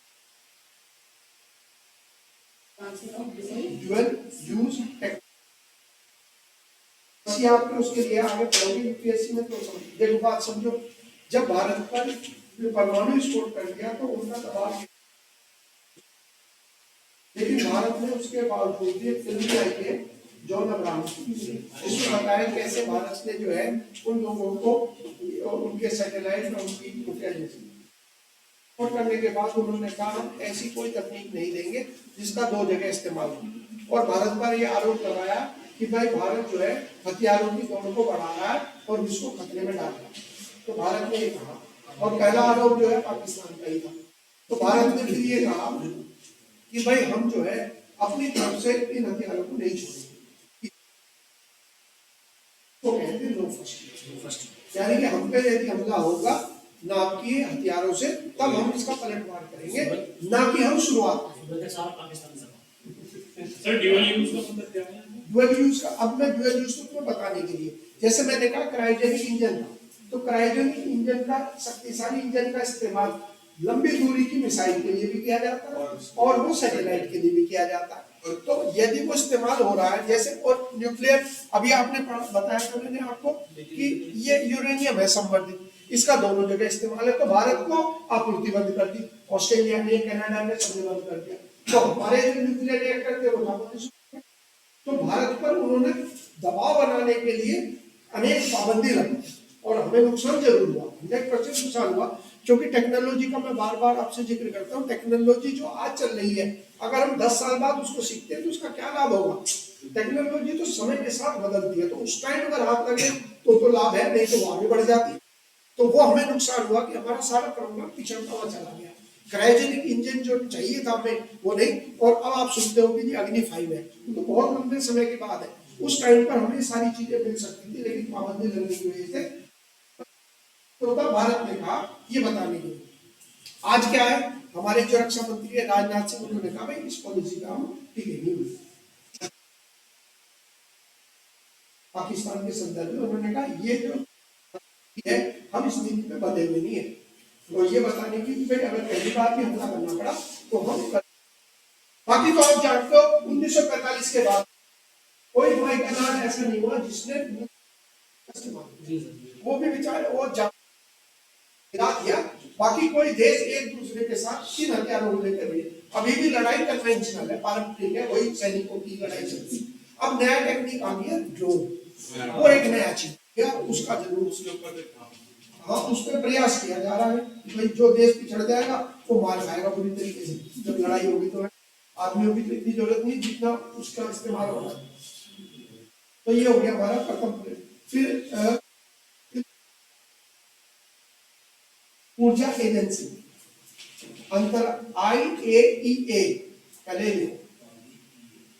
International atomic energy agency. कुछ चीजें मैं बता देता हूँ।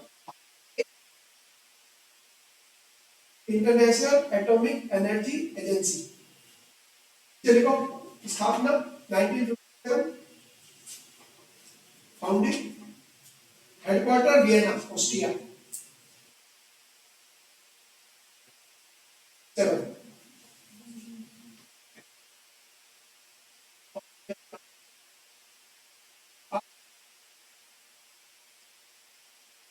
ऑस्ट्रिया का है।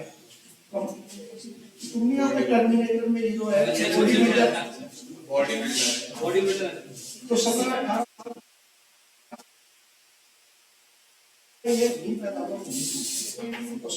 Austria capital Vienna. इसके बारे में क्या आएगा देखो, इसी मीटिंग में हिस्सा लेकर डॉक्टर होमी भाभा इंडिया वापस लौट रहे थे जब उनका विमान दुर्घटना। अब इसका काम क्या है समझ लीजिए। IAEA बेटे लिख लिया कुछ, क्या क्या रहेगा? अच्छा मैं लिख देता हूँ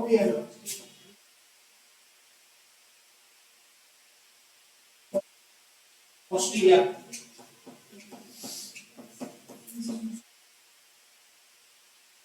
वियना में 2 इंपॉर्टेंट हेडक्वार्टर है। एक तो OPEC, organisation of petroleum exporting country, जो दुनिया के प्रमुख तेल उत्पादक देश है, उनका मुख्यालय भी वियना में है। और एक यहाँ पर है, कैसे याद रखो, वैन है, मारुति वैन। तो वैन में ईंधन चाहिए, ऊर्जा, तो परमाणु ऊर्जा भी होगी और वो तेल भी डालेगा। तो ओपेक का हेडक्वार्टर भी यहाँ पर है और न्यूक्लियर ये जो एनर्जी है इसका हेडक्वार्टर भी है। वैन से याद कर लो ना, गाड़ी को कहते हैं मारुति वैन। तो वियना को प्रोनाउंस करो वैन। इंग्लिश में कैसे लिखते हैं? वैन बन गया, वैन से मेमोराइज कर लो।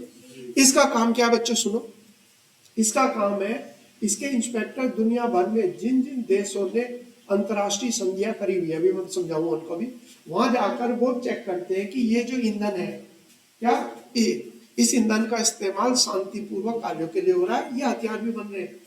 इनके सर्टिफिकेट मिलने के बाद ही फिर दूसरे देश, क्योंकि बहुत सारे एक है देश न्यूक्लियर सप्लायर ग्रुप, नाभिकीय आपूर्तिकर्ता समूह 48 देशों का, जिसमें कजाकिस्तान, कनाडा, ऑस्ट्रेलिया जैसे देश है जो कि यूरेनियम की आपूर्ति करते हैं। जब IAEA सर्टिफिकेट देगी कि हाँ ये पालन कर रहे हैं, तब फिर एनर्जी समूह जो है उनको आपूर्ति करता है। टेक्नोलॉजी भी तभी मिलेगी। इसके इंस्पेक्टर आने के बाद तो आईएए का काम क्या था? न्यूक्लियर एनर्जी के शांतिपूर्वक उपयोग को बढ़ावा देना, ये इसका काम, लिख लीजिए। उद्देश्य नाभिकीय ऊर्जा का शांतिपूर्ण प्रयोग को बढ़ावा देना। हाँ, to promote peaceful application of nuclear energy, peaceful application.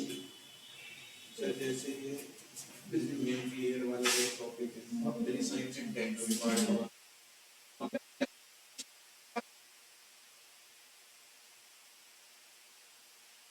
एक हो गया। अब दूसरा क्या, आप देखो इसके बाद लिखिए NSG nuclear supplier group, NSG nuclear supplier group नाम की आपूर्तिकर्ता समूह।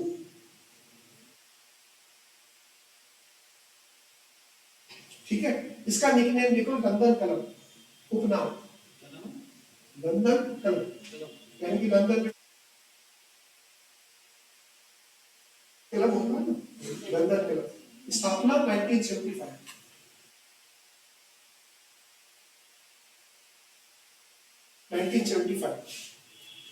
अब देखो एक चीज को मैं आपको समझाने की कोशिश, भारत में पहला परमाणु विस्फोट होता है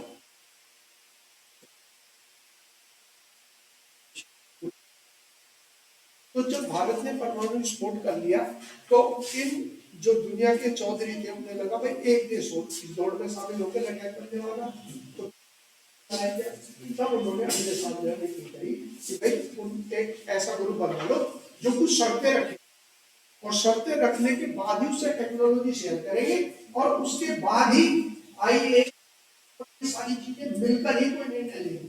तो ये लंदन क्लब भारत के, देखिए इसकी स्थापना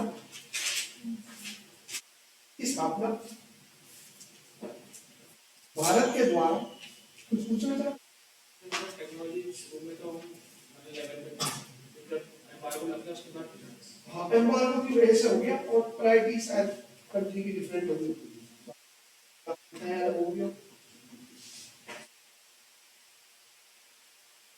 तो पूरी पॉलिटिक्स तो आप देख लीजिए।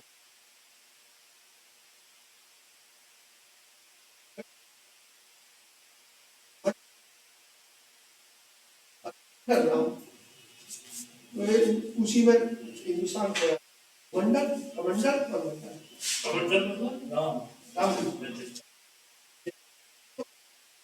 और सेंटर में कोई ऐसी गवर्नमेंट नहीं आई। आप देखो ज्यादातर गवर्नमेंट जो है 2014 से पहले आखिरी बार राजीव गांधी जीता था 1985 में, उसके बाद कभी भी कोई सरकार ऐसी नहीं।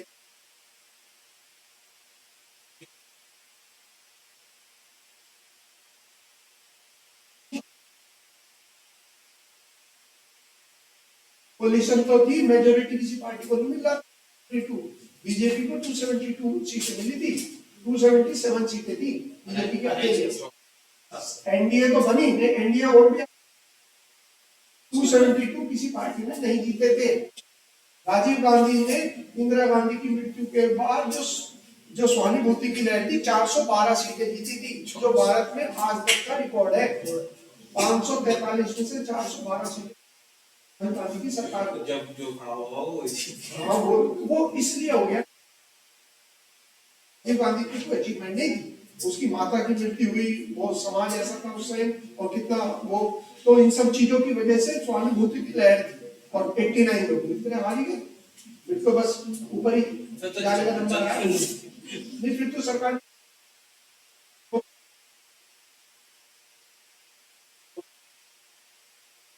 तो खैर 1974 में भारत में पोखरण में पहला परमाणु विस्फोट भारत के द्वारा 1974 में पोखरण राजस्थान में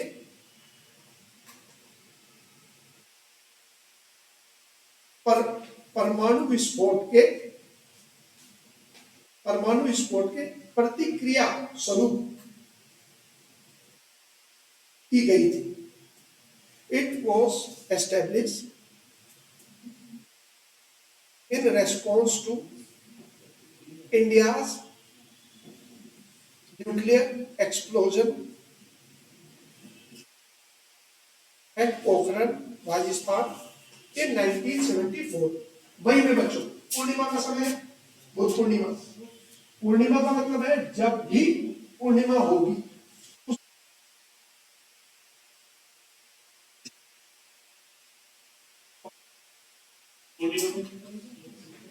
बुद्ध के जीवन से जुड़ी हुई सारी घटनाएं और मई महीने में मनाया जाता है, तो बुद्ध पूर्णिमा को पहला जो विस्फोट था इसका नाम था स्माइलिंग बुद्धा। इस जो परीक्षण भारत ने किया इस पहला, और जो दूसरा था वो था शक्ति। ये परमाणु विस्फोट का नाम दिया था स्माइलिंग बुद्धा, और जो पहला वाला था उसका नाम सेकंड शक्ति। आप भी उनको लगा कि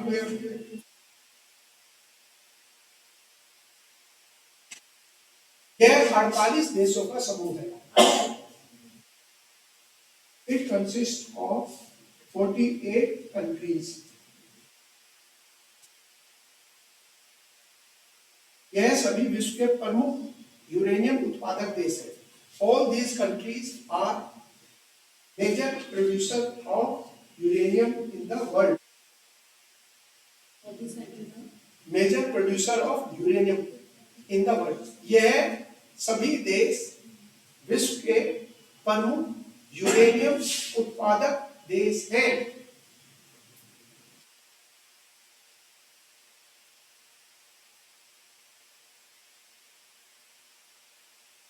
समझे?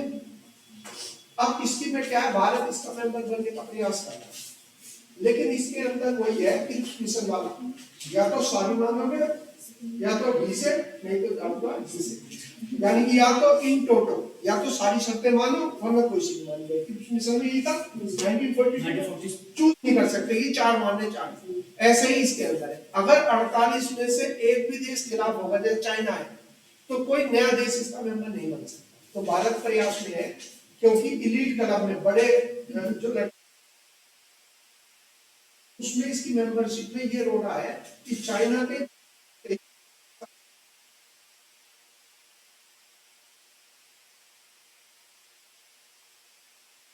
ये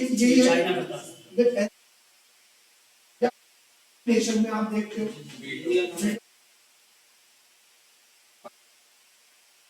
एनपीटी नॉन प्रोलिफरेशन ट्रीटी, परमाणु अप्रसार संधि, परमाणु अप्रसार संधि, नॉन प्रोलिफरेशन, हाँ अलग अलग नहीं, परमाणु अप्रसार संधि ट्रीटी 1960।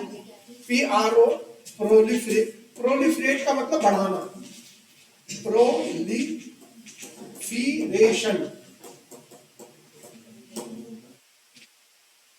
परमाणु 1968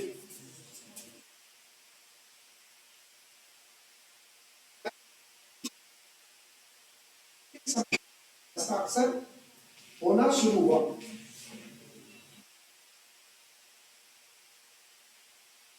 1 जुलाई 1968 से इस संधि पर हस्ताक्षर होना शुरू हुआ। On the signature on this treaty started or began on 1 July 1968। NPT अब लिख लीजिए, इस संधि पर हस्ताक्षर करने वाले देश इसको इस संधि पर हस्ताक्षर करने वाले देश किसी ऐसे देश को नाभिकीय प्रौद्योगिकी किसी ऐसे नाभिकीय प्रौद्योगिकी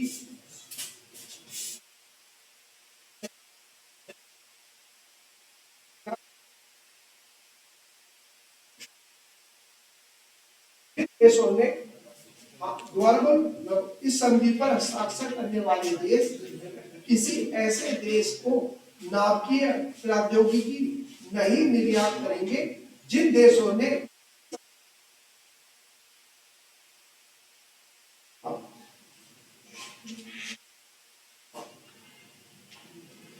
signatory to this treaty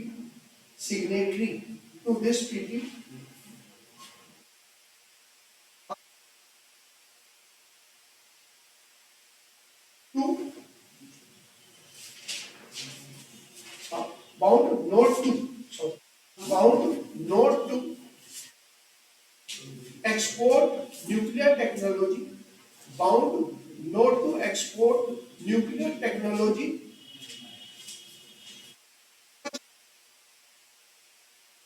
which have no signed NPT, India and Bharat और पाकिस्तान ने इस पर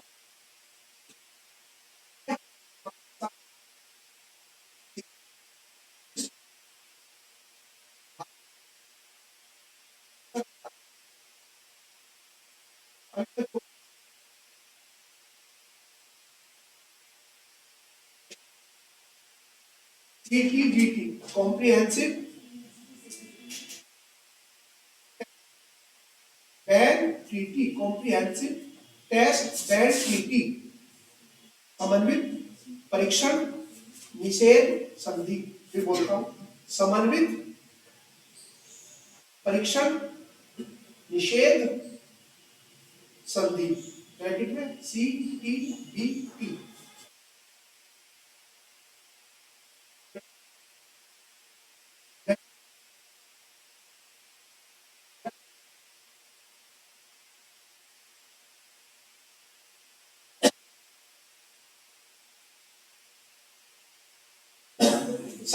संधि पर हस्ताक्षर 1996 में करारा हुआ।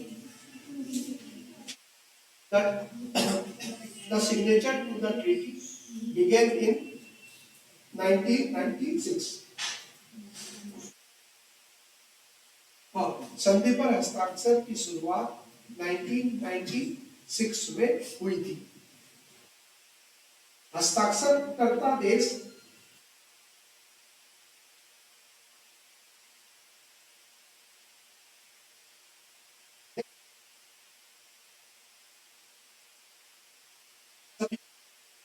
नाभिकीय परीक्षण वर्जित हो जाते हैं।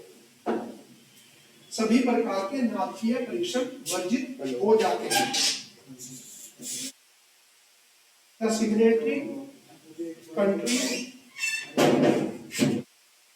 do not conduct nuclear tests on ground as well as underground. Sir मतलब इसके मुताबिक जो है जो नाभिकीय विस्फोट है वो तो नहीं करेगा लेकिन जो पेटी आपूर्ति है वो बना सकता है। हाँ वो कर सकते हैं। ये एक तो आपने पढ़ी एनपीटी 1966 में, एक आपने किया सीटीबीटी 1996। ये जिन देशों के पास में नाभिकीय हथियार है उन्हें कहते हैं P5। सर वो एनपीटी है 1968 से। ठीक है। P5 जो देश है बच्चों, जो परमानेंट 5 कहलाते हैं यूनाइटेड नेशन में, उनके अंतर्गत यूएसए, रशिया, चाइना, फ्रांस और ब्रिटेन, इन्हीं को ही नाभिकीय शक्ति संपन्न क्लब में आधिकारिक तौर पर सदस्य माना जाता। बाकी सारे ऐसे हैं भाई इनका हथियार तो आ गया लेकिन बैठाने के नहीं साथ। ईरान, इंडिया, इजराइल, तीन आई जो है, इन तीनों को क्योंकि जिसके पास में ताकत है वो शेयर नहीं करना चाहते। इन दोनों संधियों का उद्देश्य यही था, जिन पे हथियार है उन पे तो कायम रहे, नए कंट्रीज जो है वो हथियार इस पर खुद इकट्ठे ना करें। अब हमने कहा कोई ऐसे देश के साथ साइन नहीं करेगा जिस देश ने इस पर साइन ना किया हो। तो टेक्नोलॉजी जब तक शेयर नहीं होगी तब तक संभव नहीं है। इतनी जटिल टेक्नोलॉजी कब से बना रहा यूएसए? 1942 में तो एर्निको फर्मी ने पहला न्यूक्लियर रिएक्टर लगा दिया था, यानी कि प्रक्रिया उससे पहले से शुरू हुई होगी। तो इतने सालों की जो उन्होंने मेहनत करी है, और उसके लिए डेटा इकट्ठा करना पड़ता है कि विस्फोट हुआ तो क्या प्रक्रिया है, उसके लिए धमाके करने पड़े। तो इन इतने धमाके कर दिए थे कि उसके बाद सुपर कंप्यूटर और अन्य तरीकों से ये उस डेटा का इस्तेमाल करके बगैर धमाके के जान सकते थे विस्फोट में क्या प्रक्रिया होगी। तो इन्हें ना तो जमीन के भीतर ना जमीन के ऊपर परीक्षण की जरूरत नहीं है, क्योंकि इन्होंने इतने विस्फोट कर रखे। भारत और विकसित देशों को इस डेटा को कलेक्ट करने के लिए परमाणु विस्फोट करने पड़ते हैं ताकि हम उसका आकलन कर सकें। तो इसलिए इन्होंने ऐसे देशों पर पाबंदी लगाने के लिए शुरुआत कर दी। बाद में इन्होंने कह दिया कि इस पर साइन करने वाला देश, सीटीबीटी पे करने वाले को ना तो जमीन के अंदर ना जमीन के ऊपर किसी भी प्रकार का कोई परमाणु विस्फोट करेगा।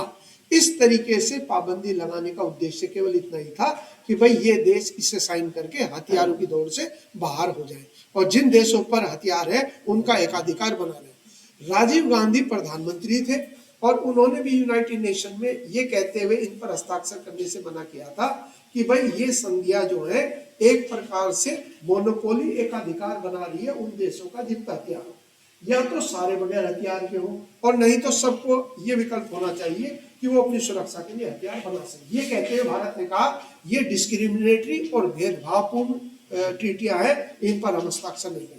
और हमसे सटा हुआ देश तो पाकिस्तान है कि भाई ये नहीं करते तो हम कैसे करते। तो इसलिए दो प्रमुख देश है जिन्होंने साइन नहीं किया। अब बात करते हैं 2008 की, डॉक्टर मनमोहन सिंह और जॉर्ज बुश का। अब आप ये जानिए 2001 में तो दुनिया बदल गई, 9/11 का हमला, जो दुश्मन थे वो दोस्त लगने लगे, जो दोस्त थे वो दुश्मन। अमेरिका और पश्चिमी देशों का नजरिया पूरा बदल गया। अब उन्होंने कहा भाई भारत जो है ये तो फिर स्थायित्व प्रदान करने वाला देश है और इसको ज्यादा बहिष्कार करना, इसका हुक्का पानी बंद करना, जो 1998 में हुक्का पानी हमारा बंद हो गया था, उसकी वजह से ये कहीं दूसरे रास्ते पे न जाता रहे और हमें इसका सहयोग भी चाहिए एशिया में। तो जॉर्ज बुश ने कहा भाई इन पर हस्ताक्षर करे बगैर जो सुविधाएं इन देशों को मिलती है वो हम तुम्हें देने को तैयार हैं। तुम्हें हम जोर जबरदस्ती नहीं कर रहे, साइन मत करो, लेकिन तुम्हें हम नाभिकीय ईंधन की आपूर्ति भी करने देंगे और जो प्रतिबंध हस्ताक्षर ना करने पे लगते हैं उनको हम वेव ऑफ कर देंगे। तो इस तरीके से भारत को एक्सेप्शन दिया गया। जैसे कहते हैं रूल ऑलवेज एन एक्सेप्शन, और उसे एक्सेप्शन को रूल का हिस्सा मानते हैं। तो अपवाद जो है नियम का हिस्सा ही होता है।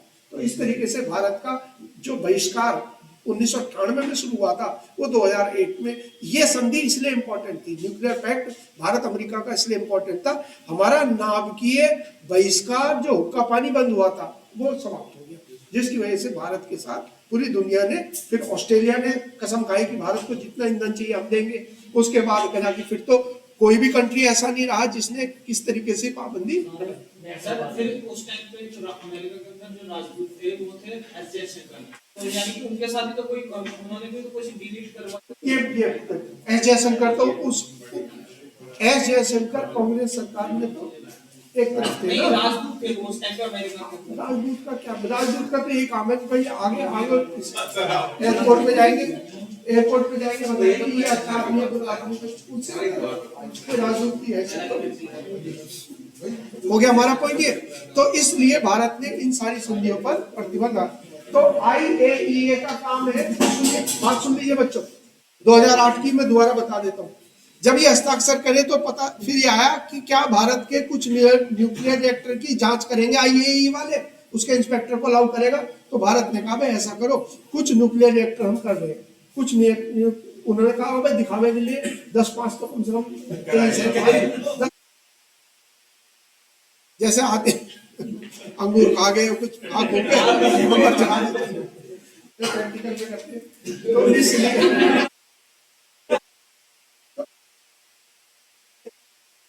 भारत ने, और उसने ये भी शर्त उन्होंने स्वीकार करी कि कुछ न्यूक्लियर रिएक्टर भारत के मिलिट्री यूज के होंगे, उनको हम इनके लिए नहीं खोलेंगे।